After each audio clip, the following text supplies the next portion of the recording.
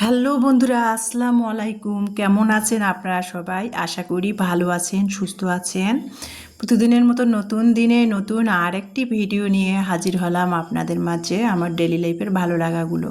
তো এই যে বন্ধুরা, আজকে সকাল থেকে ভিডিও আপনাদের মাঝে শেয়ার করি নাই। সকালে অফ ক্যামেরাতে কিন্তু মানে 7টা বেজে উঠেই সবাই রেডি হয়ে সকালে রাতের বেলা একটু সেমাই রান্না করে রেখেছিলাম, তো সেটা খেয়ে আর কি মায়ের বাড়ি চলে আসলাম সৈয়দপুর।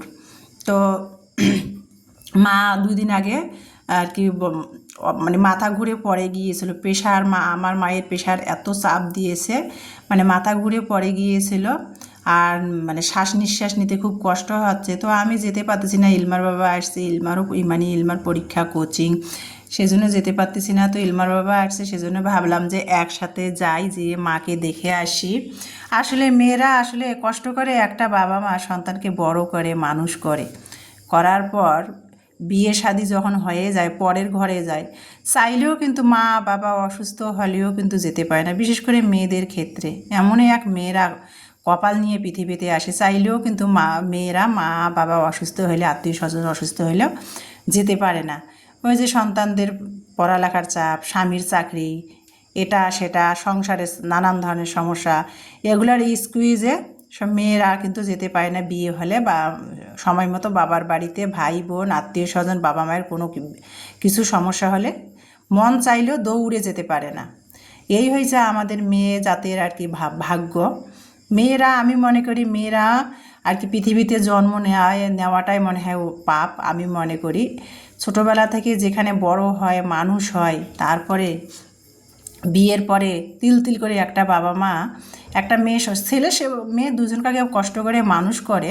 তবে মেয়েদের ক্ষেত্রে একটা মেয়েকে কষ্ট করে তিল তিল করে মানুষ করে পড়ালেখা শিখিয়ে যখন বিয়ে শাদী হয়ে যায়, শ্বশুর বাড়িতে যায়, সেই মেয়েটা আবার বাবা মায়ের ভাই বোন আত্মীয় স্বজনের কারো কিছু হইলে কি হয়, চাইলেও মন চাচ্ছে, চাইলেও কিন্তু সে যেতে পারে না। ওই যে সংসার, সন্তান, স্বামী, নানান কথা, সবার ভালো মন্দ ভাবতে ভাবতে, সবার কথা ভাবতে ভাবতে তার পরিবার, বাবার বাড়ির আত্মীয় স্বজন কোনো কিছু একটা বিপদ পড়লেই চাইলে যেতে পারে না।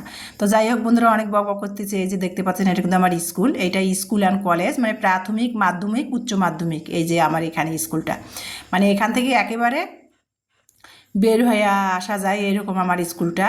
তো এখানে আমি পড়ালেখা করেছি। তো আর কি সৈয়দপুর ক্যান্টনমেন্ট দিয়ে ঢুকে গেলাম। আমারই আর কি ভিডিও শুরুতে তো অনেক বকবক করলাম। ঢুকে গেলাম এই যে আমাদের গ্রাম, স্কুলের ভিতর দিয়ে তারপরে আমাদের গ্রামে ঢুকে গেলাম। আর সকালে নাস্তা খেয়ে কিন্তু, সেমাই খেয়ে কিন্তু অফ ক্যামেরাতে রেডি হয়ে আমরা 4জন আর কি, ইলমার বাবা, আমি, ইলমাকে নিয়ে আমি ওই যে আমার বাবার বাড়িতে আসলাম। মা অসুস্থ, যেতে পারতেছি না। আজকে ইলমার বাবা আসছে, ভাবছি যে আজকে যাবই, আমাকে কেউ বেঁধে রাখতে পারবে না। তো গেলাম, এই যে মায়ের বাড়িতে ঢুকে যাচ্ছে, এই যে ঢুকে গেলাম গ্রামে মায়ের বাড়ি। আর এইটা আমরা সবসময় ছোটোবেলায় এখানে খেলাধুলা করতাম। এখানে সামনে খোলামেলা জায়গা, বাঁশঝাড়, মানে একটু গরম লাগলে বাড়িতে এখানে সব চাচাতো মা, চাচাতো জ্যাঠাতো ভাই বোনেরা এখানে খোলামেলা খেলাধুলা করতাম। আর আমাদের বাড়ির সবার বিয়ে বা বিভিন্ন অনুষ্ঠান লাগলে এই জায়গাখানে ডেকোরেশন করে, এই যে খোলামেলা এই জায়গাটা। আর দেখেন গ্রামে এক ঝাঁক আর কি ভেড়ার দল, এগুলোকে আর কি নিয়ে যাচ্ছে আহার করার জন্য আর কি মাঠের মধ্যে আর কি। ধানের আইলে, এখন তো ধান প্রায় গাছের মধ্যে থোড় ধরেছে, ধানের আইলের মধ্যে ছেড়ে দিবে। আর এই যে ভেড়াগুলোকে দাঁড়ায় থেকে আর কি, যা ভেড়া পালে দাঁড়ায় থেকে আর কি ঘাস খাওয়াবে। তো যাই হোক বন্ধুরা, তারপরে মায়ের বাড়ির ভিতরে ঢুকে গেলাম। বাড়িতে তো কেউ থাকে না, শুধু মা একাই থাকে আর কি। দুই ভাই তো দুই প্রান্তে ব্যবসা করে, আর মা ফ্যামিলি নিয়ে থাকে, মা বাড়িতে একা থাকে। তো যাই হোক, আমি ঘরের ভিতরে ঢুকে গেলাম, মা একা।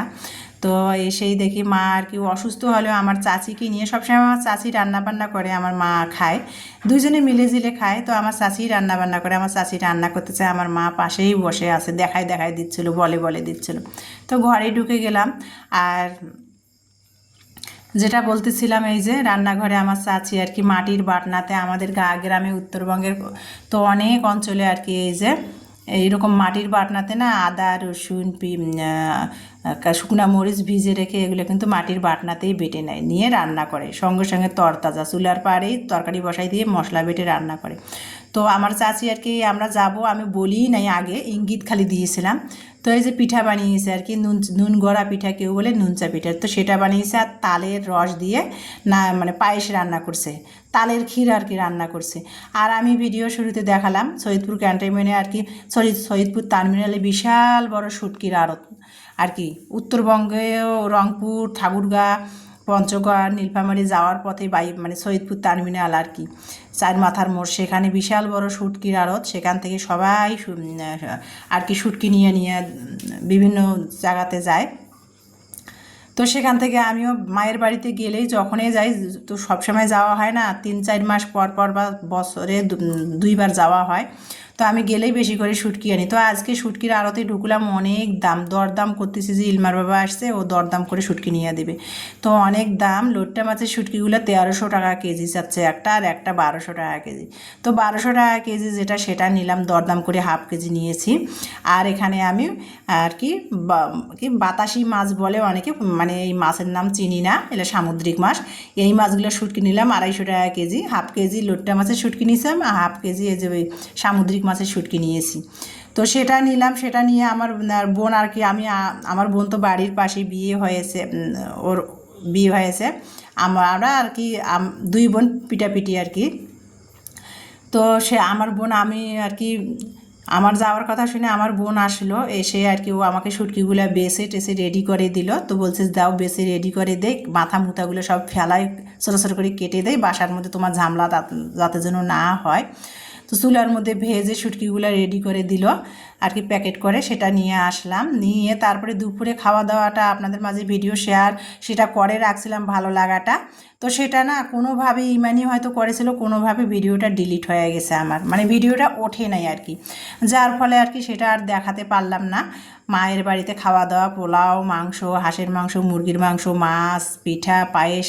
তো হঠাৎ করে যে আমার চাচি সকাল থেকে এগুলো সব করে রেডি করেছিল, তো সেই ভিডিও ফুটেজটা নিয়েছিলাম, কিন্তু কোনোভাবে ভিডিওটা স্কিপ হয়ে গেছে, ভিডিওটা ওঠে নাই, আমার মেয়ে করেছিল, ওঠে নাই। তো যাই হোক, তারপরে কিন্তু 4টা 4:30 বেজে, সকালে 9টার দিকে রওনা দিয়েছিলাম, 10টার দিকে মানে 11টার দিকে পৌঁছাইছি। আবার এই যে খুব মানে কয়েক ঘন্টার জন্য গিয়েছিলাম। তো তারপরে মা অসুস্থ, মাকে দেখতে, তারপরে আবার এই যে 4:30 বেজে আর কি আবার মেলগাড়ি ধরে দিনাজপুর চলে আসলাম। এসে এই যে অটো করে বাসায় চলে আসলাম। এই যে এসে মা কী কী দিয়েছে দেখেন, চাল শেষ হয়ে গেছে, এখনও তো জমিতে আর কি যারা কৃষক গৃহস্থ, জমিতে তো ধান আছে, এখনও তো ধান কাটা মারা হয় নাই। তো সেখান থেকে কিছু একটু চাল নিয়ে আসলাম। মা বলতেছে যে নিয়ে যাও, ধান কাটলে আবার পোলাও চাল, পিঠার চাল, ভাতের চাল একবারই দিবে। তো আমি তো ততদিনে ধান কাটা মারা যখন হবে তখন তো আমি এখানে থাকবো না, বগুড়া চলে যাব। তো যাই হোক বন্ধুরা, তারপরে মায়ের ভালোবাসা দেখেন, মা নিজেই চলতে পারে না, মাথা ঘুরে পড়ে গিয়েছে, শ্বাসকষ্ট নিতে কষ্ট হয়, গাছে আর কি জাংলার মধ্যে আর কি সার্ভিস সারাই আর কি ন্যাচারালভাবে পুঁই শাক হয়েছে, যদিও আমি পুঁই শাক খাই না, বলতেছি নিয়ে যাও, ইমানই পছন্দ করে, ওকে রান্না করে দিও। তো এই যে পুঁই শাক গাছের তরতাজা আমার বোন কেটে দিয়েছে, তারপরে উঠানে হয়েছে পুঁই শাক গাছ সেটা। আর এই যে শুটকিগুলো কিনেছিলাম আর কি সুন্দর করে আমার বোন কেটে বেছে আর কি রেডি করে দিয়ে দিয়েছে শুটকিগুলো সাইজ করে। আর তারপরে এই যে চাল দিয়েছে 1 বস্তা, আর এই যে এখানে আর কি সেগুলো আর কি আমার ভালো লাগাগুলো শেয়ার করতেছিলাম। আর মাছ দিয়েছে, পুঁটি মাছ দিয়েছে আর কি আমার বোন, ওর ভাসুর ওর দেবরেরা মাছ ধরছে, এখন তো শীতকাল পড়ে যাচ্ছে, পানি শুকাচ্ছে, তো মাছ ধরছে সেখানে আর কি ছোটো আর কি পুঁটি মাছ, নানান ধরনের ভ্যারাইটিস মাছ কেটে বেছে আমার বোন নিয়ে আসছে আমার জন্য। তো সেগুলো আর কি এই যে দিয়েছে, ফ্রিজ আর কি ভালো করে বরফ ধরেই নাই, তো সেগুলো কেটে বেছে পরিষ্কার করে নিয়ে আসতে, তো সেগুলো আর কি দিয়েছে এই যে 2 পোটলা। এগুলো দেশি মাছ, এগুলো মাছ তরতাজা, আর এগুলো খেতে কিন্তু খুবই ভালো লাগে। এখন তো শীতের আমেজ পড়ে যাচ্ছে, নদী নালা খাল বিলের পানি শুকিয়ে যাবে, আর এই মাছগুলো কিন্তু ধরা পড়বে আর কি জালের মধ্যে, জাল ফেললে না এই মাছগুলো পাওয়া যাবে। তো আমার বোন কেটে বেছে আবার দিয়ে দিয়েছে, সেগুলো এখন আমি ভাবলাম যে ফ্রিজে রেখে দেই। তো যাই হোক বন্ধুরা, এই মাছগুলো কিন্তু আমার ইলমা খুবই পছন্দ করে, চচ্চড়ি করে দিলে বেগুন বা আলু দিয়ে। তো আর কি এই যে সেগুলো এখন ফ্রিজে রেখে দিব। আর এই যে মায়ের বাড়ি থেকে মায়ের ভালোবাসা, মায়ের হাতের ছোঁয়া, বোনের হাতের ছোঁয়া, সেটাই আর কি শুটকি মাছ, ছোটো মাছ, তারপরে পুঁই শাক, চাল আর কি শীতল ভর্তা, কলা। আমি আবার সৈয়দপুরে আমার একটা জায়গা আছে, যারা আমার শুরু থেকে পরিবারের সাথে আছেন তারা তো জানেন, আমি সৈয়দপুর ক্যান্টনমেন্টের পাশে একটা জায়গা কিনেছি 7 শতাংশ। তো সেখানে আবার আমি ওখানকার গ্রামে মানে ওখানকার এলাকার এক লোককে দিয়েছি যে তুমি মানে চাষাবাদ করে খাও, উঁচা জায়গা যদিও মানে গাছ গাছান্তর লাগাইছে, শাক সবজির গাছ লাগাইছে, তো ওই লোকটা আবার কলা লাগাইছে, তো অনেকগুলো কলা হয়েছে, সেখান থেকে আবার কলা দিয়েছে, অনেকগুলো কলা দিয়েছে। আর এইটা আমার মায়ের বাড়ি থেকে আর কি উঠান থেকে এই গাছটা নিয়ে আসলাম টব থেকে। আমি যেখানে যে আমার যে গাছগুলো ফুল গাছগুলো বা পাতাবাহারের গাছগুলো ভালো লাগে সেগুলো কিন্তু আমি নিয়ে আসি। তো ভাবলাম যে এই গাছটা নিয়ে যাই আমি লাগাই দেবো টবের মধ্যে। তো যাই হোক বন্ধুরা, তারপরে এই যে চলে আসছে, এসে আর কি কী নিয়ে আসলাম মায়ের বাড়ি থেকে, মায়ের ভালোবাসা সেটাই শেয়ার করছে। আর দেখেন পুরা এক ছড়ি কলা দিয়েছিল, আর এগুলো আচার দিয়েছে আমার মেয়েকে। মানে বয়ম বড় ছিল না, তো ছোটো দুইটা বয়মে মিলে আর কি আচার ভরে ভরে আমার মা দিয়েছে। আমার মেয়েরা তো আবার আচার লাভার। আর এই যে দেখেন কলা আর কি অনেকগুলো। তো ইলমার বাবা আমরা দিনাজপুরে চলে আসলাম, গাড়িতে উঠাই দিল মানে টার্মিনাল থেকে, সৈয়দপুর টার্মিনাল থেকে। আর ইলমার বাবা আবার সৈয়দপুর টার্মিনাল থেকে বগুড়া চলে গেল, ওর যেহেতু কালকে মিটিং আছে। তো এই যে দেখেন, তারপরে এই যে ইলমার বাবাকে এখান থেকে মায়ের বাড়িতে কলাগুলো কেটে ইলমার বাবাকে এখান থেকে আমি 2 ছড়ি দিয়ে দিয়েছি, আর আমি বাকিগুলো নিয়ে আসলাম। আজ তো আর কি কলার ইয়া তো নিয়ে আসা যাবে না, তো সেটা কেটে কেটে মা আমার বোন দিল, সেটাই আমি নিয়ে আসলাম। তো এটা মা বলছে চটের বস্তার মধ্যে পেঁচিয়ে রাখলে পেকে যাবে ন্যাচারালভাবে আর কি, একটা দুটো করে পাকলে আর কি আমার দুই মেয়েকে খাওয়াতে। তো যাই হোক বন্ধুরা, এই যে মায়ের ভালোবাসা, মায়ের বাড়িতে মা অসুস্থ থাকা সত্ত্বেও মেয়েকে আর কি দেখেন তার নাতনিদের আর কি কী দিয়েছে পাঠিয়ে, তো সেটাই আপনাদের সাথে শেয়ার করলাম। আজকের ভিডিওটা এই পর্যন্ত বন্ধুরা, আল্লাহ হাফেজ।